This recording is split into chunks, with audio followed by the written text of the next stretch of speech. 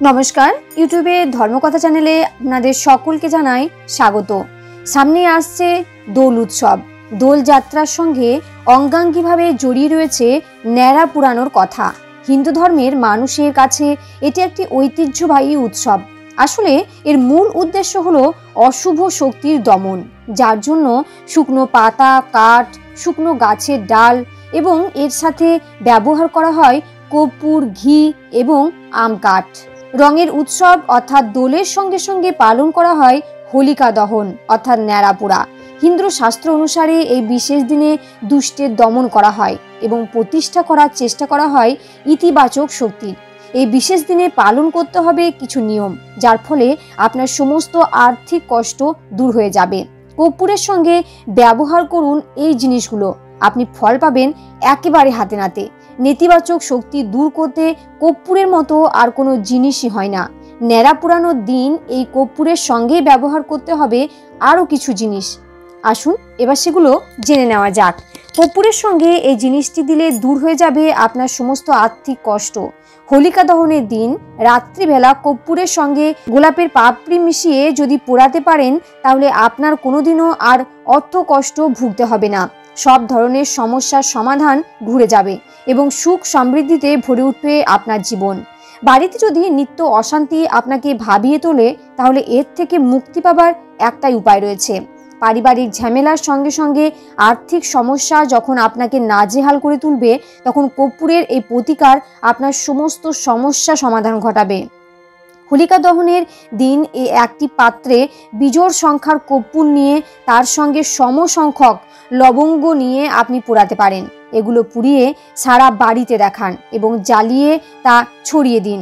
নেতিবাচক শক্তি দূর করেই আপনার বাড়িতে বজায় থাকবে ইতিবাচক শক্তির প্রভাব। দোল যাত্রার সঙ্গে অঙ্গাঙ্গিভাবে জড়িয়ে রয়েছে ন্যাড়া পুরানোর কথা, এবং আপনি যদি চান যে বাড়িতে সর্বদাই বজায় থাকুক সুখ সমৃদ্ধি, তাহলে হোলিকা দহনের দিন ঘিতে কর্পূর ডুবিয়ে তা জ্বালিয়ে সেই ধোঁয়া সারা বাড়িতে ছড়িয়ে দিন। আপনার সমস্ত সমস্যার সমাধান করে যাবে এক নিমেষে। এছাড়া স্বামী স্ত্রীর সম্পর্ক যদি মজবুত করতে চান, তাহলে হোলিকা দহনের দিন সকালবেলা যজ্ঞের সময় কর্পূর এবং আম কাঠ পোড়াতে পারেন। এতে ঘরে প্রবেশ করা অশুভ শক্তির বিনাশ ঘটবে। এছাড়াও পারিবারিক সমস্যার সমাধানের উপায় হয় এতে। হোলিকা দহনের দিনে সকালে বাড়িতে ধুনো দেখানোর সময় আম কাঠ ও কর্পূরের ব্যবহার করুন। এর ফলে স্বামী স্ত্রীর সম্পর্ক মজবুত হবে ও বাড়িতে ব্যাপ্ত অবসাদ দূর করা যাবে। সুখ শান্তি বজায় রাখার উপায়। পরিবারের সুখ শান্তি সমৃদ্ধি বজায় রাখার জন্য হোলিকা দহনের দিন ঘিয়ের মধ্যে কর্পূর ডুবিয়ে জ্বালান, তারপর সারা ঘরে এর ধুঁয়ো ছড়িয়ে দিন। এর উপায়ে লাভান্বিত হবেন, পাশাপাশি সম্পর্ক মজবুত হবে। অর্থাভাব দূর করার উপায়। অর্থাভাব দীর্ঘকালীন পারিবারিক সমস্যা থেকে মুক্তি পেতে হোলিকা দহনের রাতে গোলাপের পাপড়ি নিয়ে সেটিকে কর্পূরের সঙ্গে পুড়িয়ে দিন।